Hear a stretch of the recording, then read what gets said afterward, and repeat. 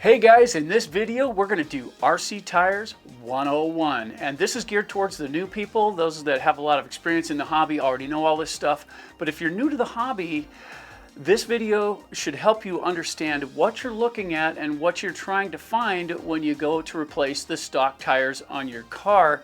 And there are many options, from stock to aftermarket to size to weight. There's a whole plethora of things you need to look for. Hopefully this video will help you understand what's going on. Check this out.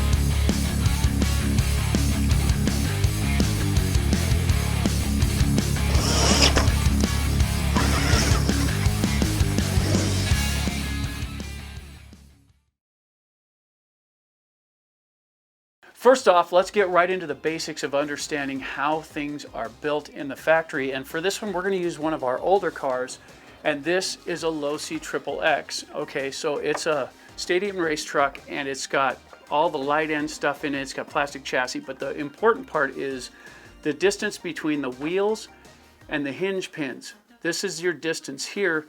The build of the arms plays a role here, and the weight of the tire and the offset play a good role as well.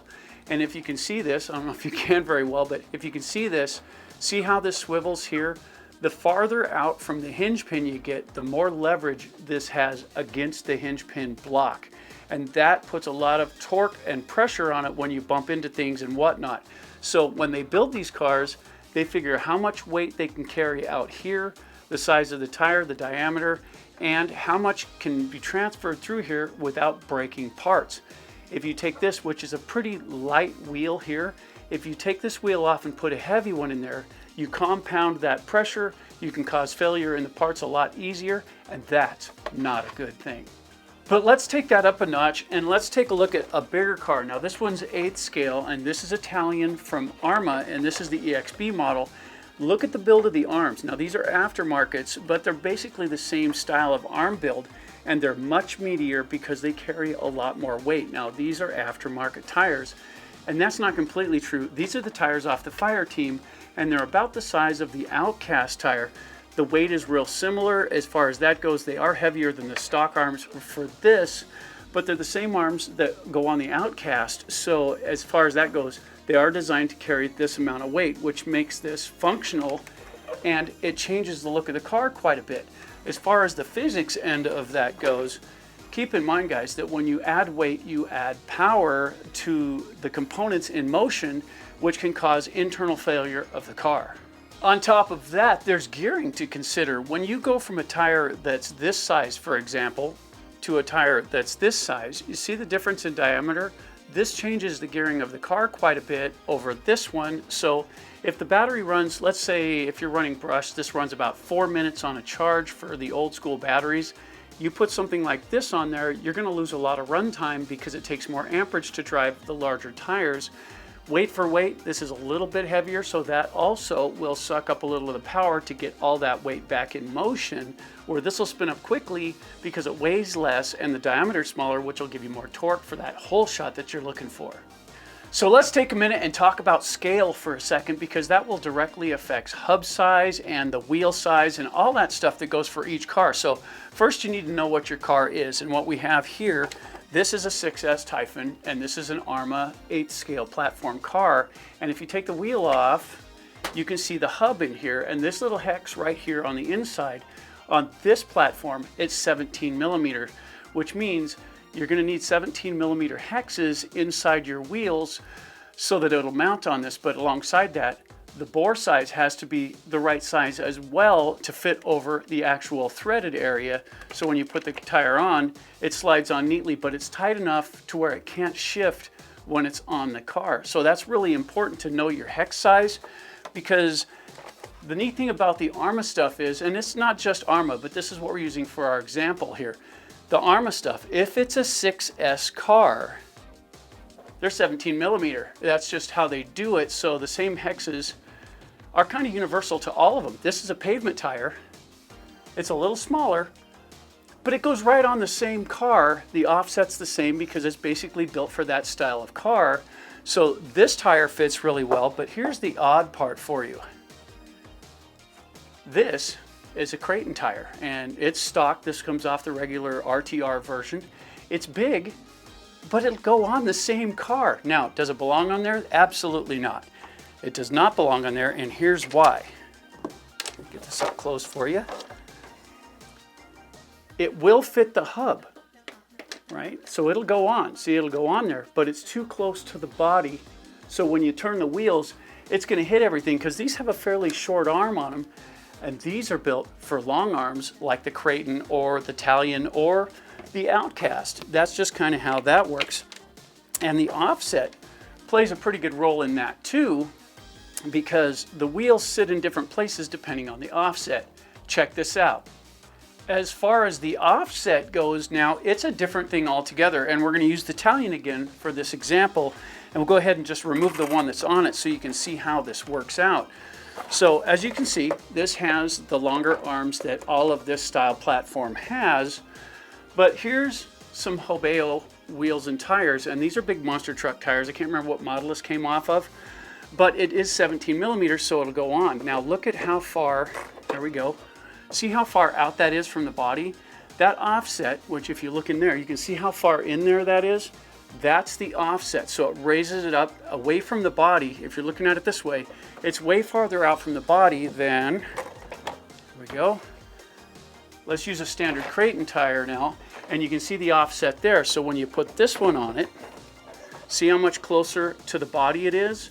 The offset plays a big role in this because if your offset's too great, it gives more leverage against the arm, which puts it against the hinge pin, which puts it against the internals of the car.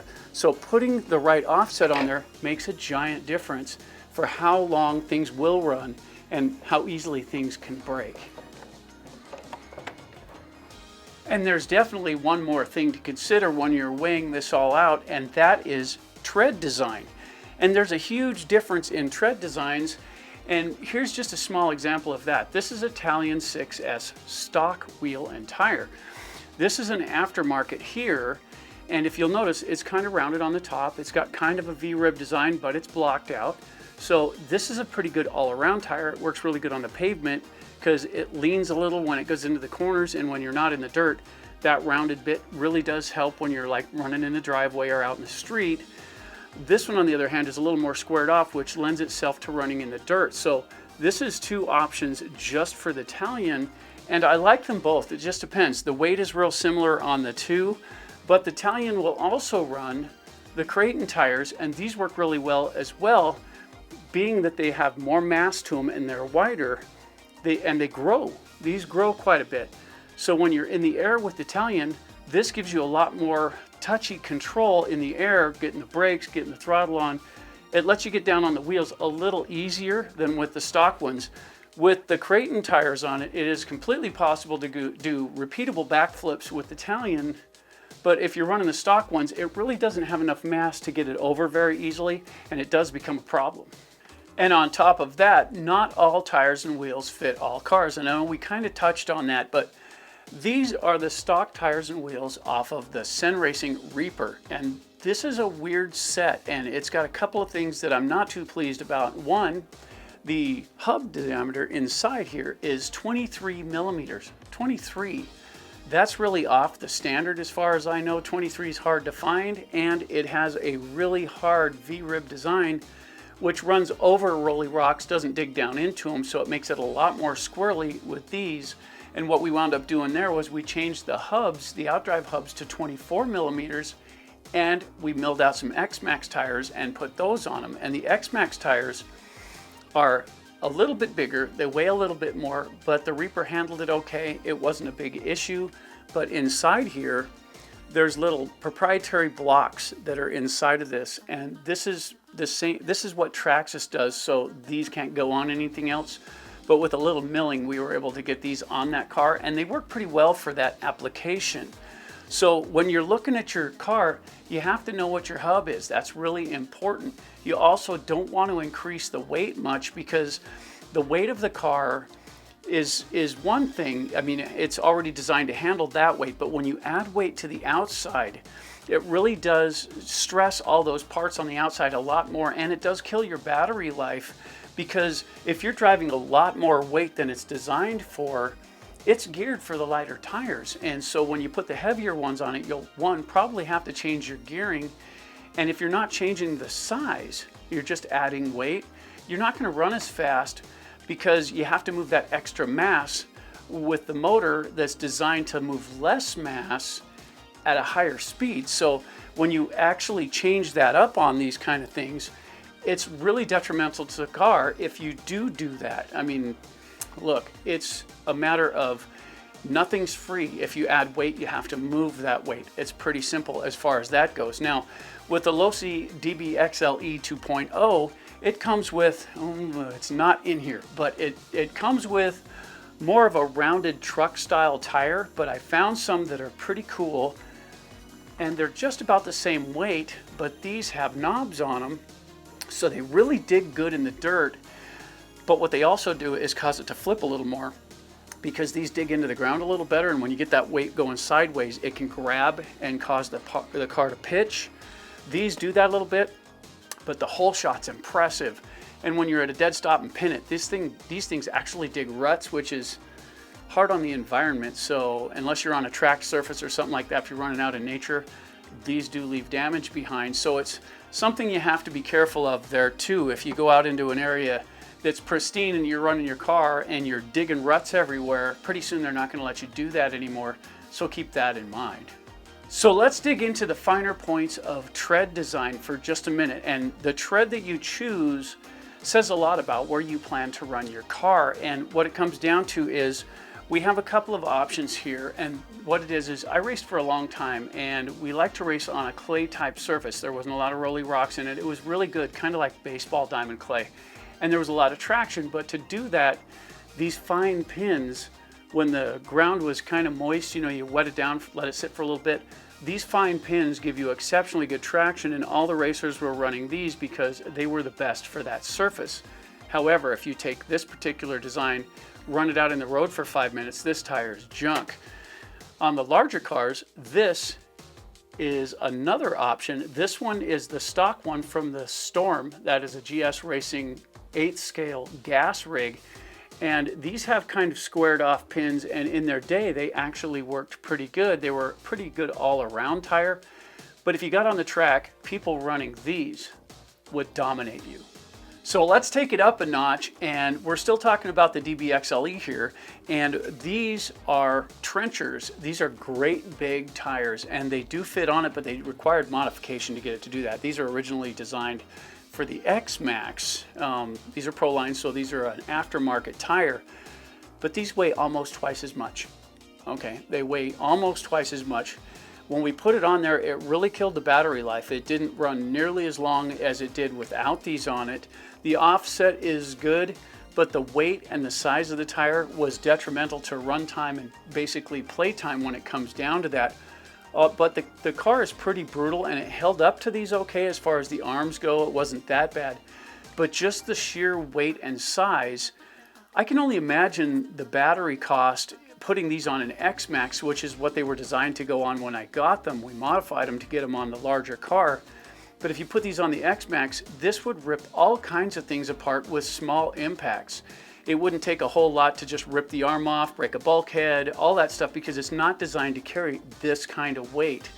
And if you take a look at the tread design here, being that this is a 24 millimeter wheel and tire, it fits on the Reaper. So I went ahead and put these on the Reaper to give it a sample. And with the weight, and the Reaper's a 6S car, but it handled the weight handled this okay. But the problem is with this really deep lug that these have, and they're a real deep lug. With that kind of traction, all the Reaper did was roll. You get into a small corner, unless you came to almost a dead stop, it would cartwheel in the corners because it already had a high center of gravity. And by the time we raised it up on a set of these, it was really tall. It looked really cool, but as soon as you get into a corner, it was junk. It would just cartwheel and tumble. We were forced to take these off right away. Bad choice of tire for that particular car. So let's get right down to the crux of the situation. How do I know what tires to choose for my vehicle? Well, if you weigh out your stock tires, and for this example, let's go ahead and take the Italian. Let's use that one. We've used it already, so we'll use this again. So let's take the Italian. The weight of this one, pretty light tire, really. Considering the Italian is the speed car out of the 6S platforms, this is a 70-mile-an-hour car, and that's the one sitting right there with these on it. When you change the tires and add that extra weight, the extra mass in the wheel itself, the wind resistance plus the weight plus the inertia of spinning it all, it doesn't quite go as fast as it does with these. This has a lot quicker spin up, and you get longer run times with these too. So if you're running the stock weight and size tire, the Italian runs a good long time with them, and it's very high performance. It's a blast to drive with these things in the right situations. But I didn't want to waste these out on the asphalt, so that's why I picked up these. Now, if you weigh these out, close your eyes, you can't tell a difference.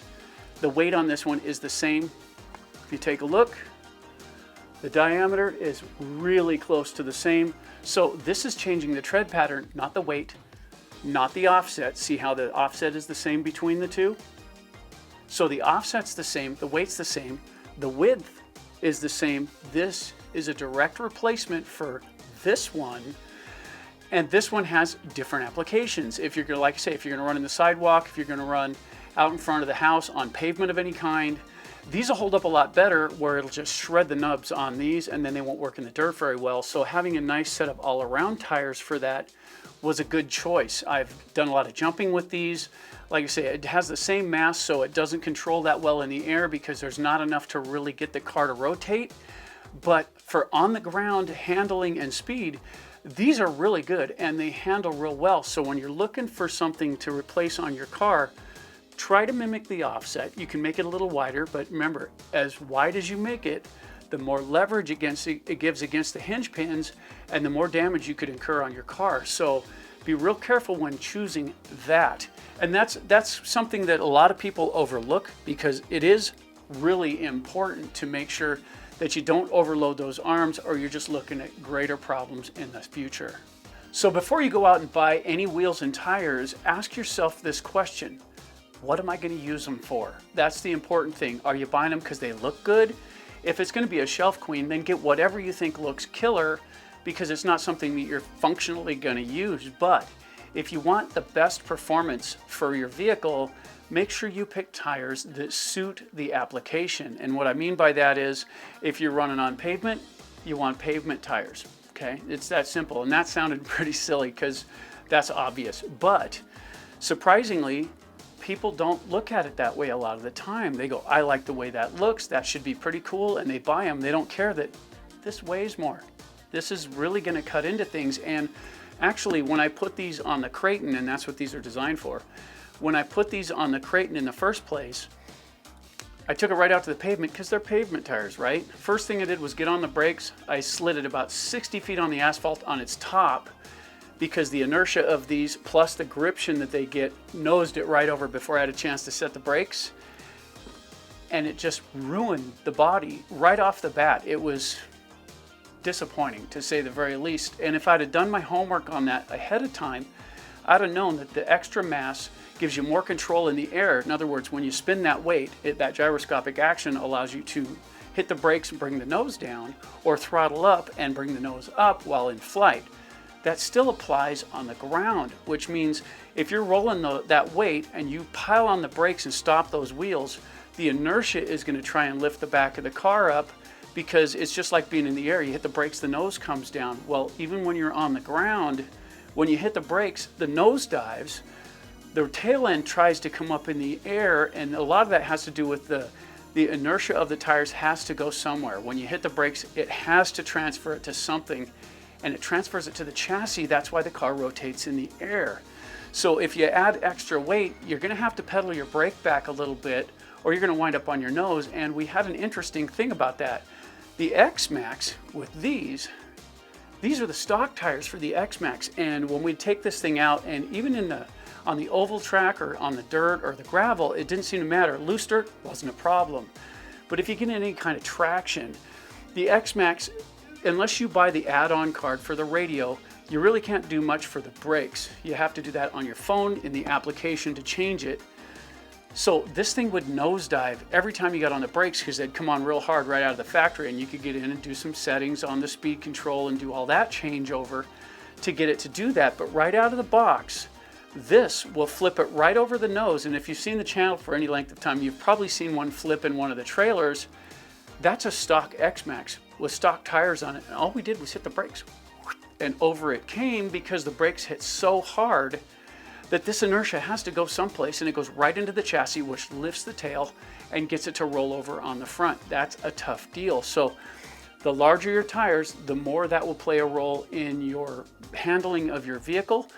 If you got a radio like, you guys know, I like the DX3. It's a really good radio, but it has one thing that's really cool, and I want to show this to you right now.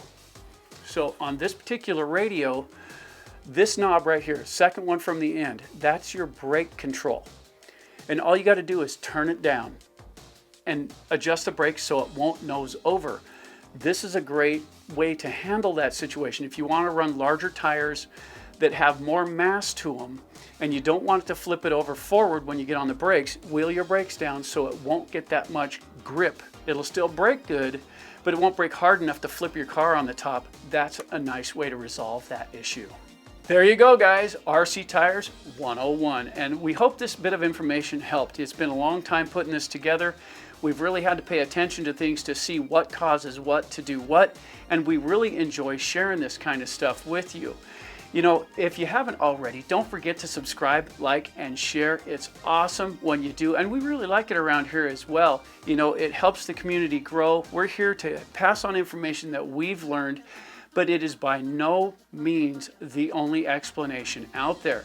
If you guys have done this kind of thing with your car and you've got a different set of tires on it that work or don't work, please feel free to leave it in the comments down below and help others along the way.